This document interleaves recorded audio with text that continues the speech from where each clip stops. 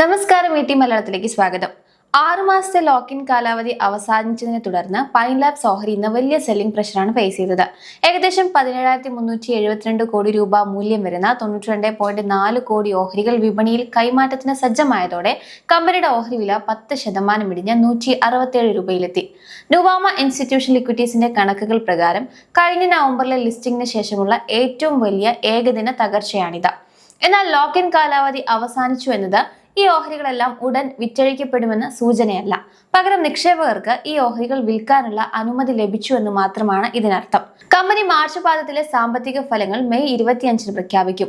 തൊട്ടു മുമ്പത്തെ ഡിസംബർ പാദത്തിൽ കമ്പനി 42 കോടി രൂപയുടെ ലാഭം നേടിയിരുന്നു. മുൻവർഷം ഇതേ പാദത്തിൽ 58 കോടി രൂപയുടെ അറ്റ നഷ്ടമായിരുന്നു കമ്പനിക്കുണ്ടായിരുന്നത്. അതേസമയം 2026 സാമ്പത്തിക വർഷത്തെ മൂന്നാം പാദത്തിൽ കമ്പനിയുടെ പ്രവർത്തന വരുമാനം മുൻവർഷത്തെ 601 കോടി രൂപയിൽ നിന്ന് 23% വർദ്ധിച്ച് 744 കോടി രൂപയിലേക്ക് എത്തിയിരുന്നു. ചെലവുകൾ മുൻവർഷത്തെ 622 കോടി രൂപയെ അപേക്ഷിച്ച് 13% മാത്രം വർദ്ധിച്ച് 704 കോടി രൂപയായി ഒതുങ്ങി നിൽക്കുകയും ചെയ്തിരുന്നു. ഇത് ശ്രദ്ധേയമാണ്. പൈൻ ലാബ്സിന്റെ ഓഹരികൾ കഴിഞ്ഞ വർഷം നവംബറിൽ മികച്ച രീതിയിലാണ് ലിസ്റ്റ് ചെയ്തത്. നാഷണൽ സ്റ്റോക്ക് എക്സ്ചേഞ്ചിൽ IPO വിലയേക്കാൾ 9.5% പ്രീമിയത്തോടെ 242 രൂപയ്ക്കായിരുന്നു ലിസ്റ്റ് ചെയ്യപ്പെട്ടത്. കമ്പനിയുടെ 3900 കോടി രൂപയുടെ IPOക്ക് ഏകദേശം 2.5 മടങ്ങ് സബ്സ്ക്രിപ്ഷൻ ലഭിച്ചിരുന്നു. ലിസ്റ്റ് ചെയ്ത ദിവസം തന്നെ ഓഹരി വില 284 രൂപ എന്ന 52 ആഴ്ചയിലെ ഏറ്റവും ഉയർന്ന നിരക്കിലെത്തിയെങ്കിലും പിന്നീട് വില താഴാൻ തുടങ്ങി. ലിസ്റ്റിംഗിന് ശേഷം ഓഹരി വിലയിൽ 22% ഇടിവുണ്ടാവുകയും 167 രൂപയിലേക്ക് ഇടിയുകയും ചെയ്തു. 52 ആഴ്ചയിലെ ഏറ്റവും ഉയർന്ന നിരക്കിൽ നിന്ന് നിലവിൽ 34% ഇടിവാണ് ഓഹരിയിലുണ്ടായത്. സാധാരണയായി ഒരു ഓഹരിയുടെ വിലയിൽ അതിന്റെ ഉയർന്ന നിരക്കിൽ നിന്ന് 20% അതിലധികമോ ഇടിവുണ്ടായാൽ അതിനെ ഒരു ക്രാഷ് അല്ലെങ്കിൽ ബിയർ മാർക്കറ്റ് ഘട്ടമായി കണക്കാക്കാറുണ്ട്. പൈൻ ലാബ്സിനെ സംബന്ധിച്ച് അതിന്റെ 52 ആഴ്ചയിലെ ഉയർന്ന നിരക്കായ 284 രൂപയിൽ നിന്ന് നിലവിലെ 167 രൂപയിലേക്കുള്ള മാറ്റം ഏകദേശം 40% വലിയൊരു ഇടിവാണ് സൂചിപ്പിക്കുന്നത്. അങ്ങനെയെങ്കിൽ ഓഹരി കൈവശമുള്ള നിക്ഷേപകർ ഓഹരി ഒഴിവാക്കണോ? പുതിയ നിക്ഷേപകർ ഓഹരി വാങ്ങാത്തതാണോ നല്ലത്? അതിന് കമ്പനിയുടെ കാര്യങ്ങൾ മനസ്സിലാക്കണം. പൈൻ ലാബ്സ് ഒരു സാങ്കേതിക അധിഷ്ഠിത കമ്പനിയാണ്.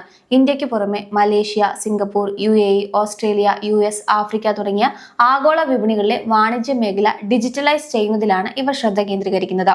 വ്യാപാരികൾ, ഉപഭോക്തൃ ബ്രാൻഡുകൾ, വൻകിട സംരംഭങ്ങൾ, ധനകാര്യ സ്ഥാപനങ്ങൾ എന്നിവർക്കായി ഡിജിറ്റൽ പേയ്മെന്റ് സംവിധാനങ്ങളും ഇഷ്യൂയിങ് സൊല്യൂഷനുകളും നൽകുന്നതാണ് ഇവരുടെ പ്രധാന ബിസിനസ്. ഡിപ്പാർട്ട്മെന്റ് സ്റ്റോറുകൾ, സൂപ്പർ മാർക്കറ്റുകൾ, റീറ്റെയിൽ ശൃംഖലകൾ, റെസ്റ്റോറന്റുകൾ, ഗ്രോസറി ഔട്ട്ലെറ്റുകൾ, consumer electronics, health care, travel, hospitality മേഖലകൾ മുതൽ പ്രമുഖ ബാങ്കുകളും പുതിയ കാലത്തെ ടെക്നോളജി കമ്പനികളും വരെ നീളുന്നതാണ് പൈൻ ലാബ്സിന്റെ വിപുലമായ ഉപഭോക്തൃ ശൃംഖല. 1998 മുതൽക്കാണ് കമ്പനി തങ്ങളുടെ പ്രവർത്തനം ആരംഭിച്ചത്.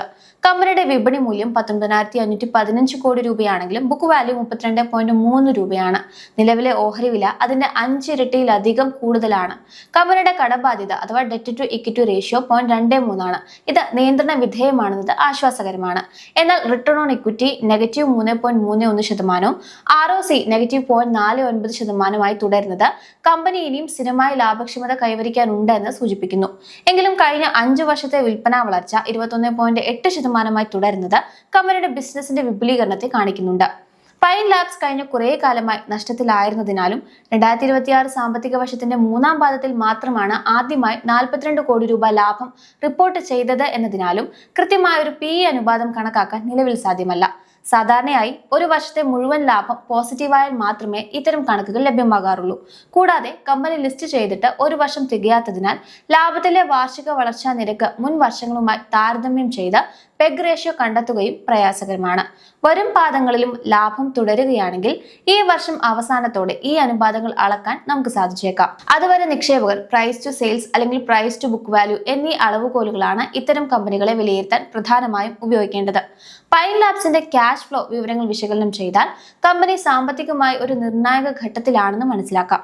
വർഷങ്ങളായി നെഗറ്റീവായിരുന്ന പ്രവർത്തനങ്ങളിൽ നിന്നുള്ള പണമൊഴുക്ക് 2025 മാർച്ചിൽ 50 കോടി രൂപ പോസിറ്റീവായി മാറിയത് കമ്പനിയുടെ ബിസിനസ് സ്വയം വരുമാനം കണ്ടെത്താൻ പ്രാപ്തമാകുന്നു എന്നതിന്റെ ശുഭസൂചനയാണ്. എങ്കിലും പുതിയ നിക്ഷേപങ്ങൾക്കായി വൻ തുക ചിലവാക്കുന്നതിനാൽ കമ്പനിയുടെ ഫ്രീ ക്യാഷ് ഫ്ലോയും നെറ്റ് ക്യാഷ് ഫ്ലോയും ഇപ്പോഴും നെഗറ്റീവായി തുടരുന്നുണ്ട്. മുൻ വർഷങ്ങളെ അപേക്ഷിച്ച് ഈ നഷ്ടം കുറഞ്ഞു വരുന്നത് ആശ്വാസകരമാണെങ്കിലും കൈവശമുള്ള പണത്തിന്റെ ലഭ്യത വർദ്ധിപ്പിക്കേണ്ടത് ഭാവിയിൽ ഓഹരി വില ഉയരാൻ അത്യന്താപേക്ഷിതമാണ്. ചുരുക്കത്തിൽ കമ്പനി ലാഭത്തിലേക്കുള്ള പാതയിലാണെങ്കിലും സാമ്പത്തിക ഭദ്രത പൂർണ്ണമായി കൈവരിക്കാൻ ഇനിയും സമയമെടുക്കും. കമ്പനിയുടെ വിൽപ്പനാ വളർച്ച കഴിഞ്ഞ 3 വർഷത്തിനിടെ 35% എന്ന മികച്ച നിരക്കിലായതും ലാഭ വളർച്ച 67% ഉയർന്നതും ബിസിനസിന്റെ ശക്തമായ മുന്നേറ്റത്തെ സൂചിപ്പിക്കുന്നുണ്ട്. കൂടാതെ പ്രവർത്തനക്ഷമത അളക്കുന്ന ക്യാഷ് കൺവേർഷൻ സൈക്കിൾ -519 എന്ന നിലയിലായത് ബിസിനസ് സൈക്കിൾ കൈകാര്യം ചെയ്യുന്നതിലെ മികവ് കാണിക്കുന്നു. എങ്കിലും ഓഹരിയുടെ അടിസ്ഥാന മൂല്യങ്ങൾ ഇപ്പോഴും സമ്മർദ്ദത്തിലാണ്.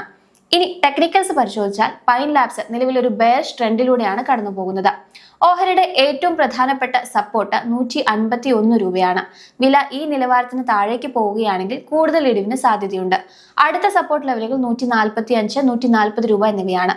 പെട്ടെന്നുള്ള ഒരു തിരിച്ചുപോകിന് തടസ്സമായി നിൽക്കുന്നത് 174 to 175 രൂപ നിലവാരമാണ്.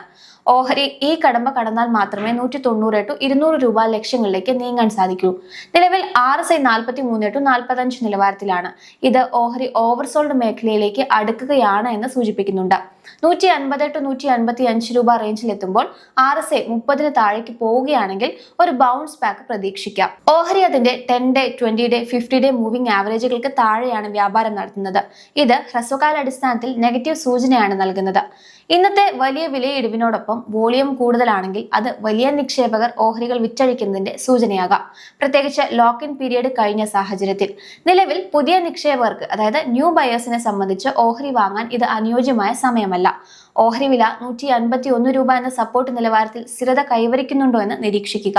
ഈ നിലവാരത്തിൽ നിന്ന് വില തിരിച്ചു കയറാൻ തുടങ്ങുകയും 175 രൂപ കടക്കുകയും ചെയ്താൽ മാത്രമേ ഒരു സുരക്ഷിതമായ എൻട്രി സാധ്യമാകൂ.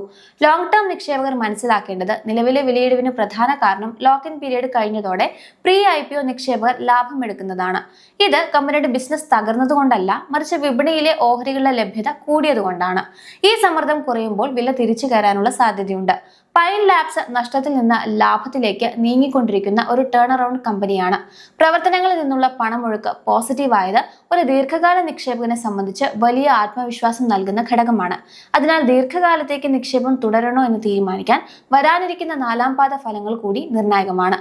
കമ്പനി ലാഭക്ഷമത നിലനിർത്തുന്നുണ്ടെങ്കിൽ തുടർന്ന് തീരുമാനമെടുക്കുന്നതാണ് ഉചിതം.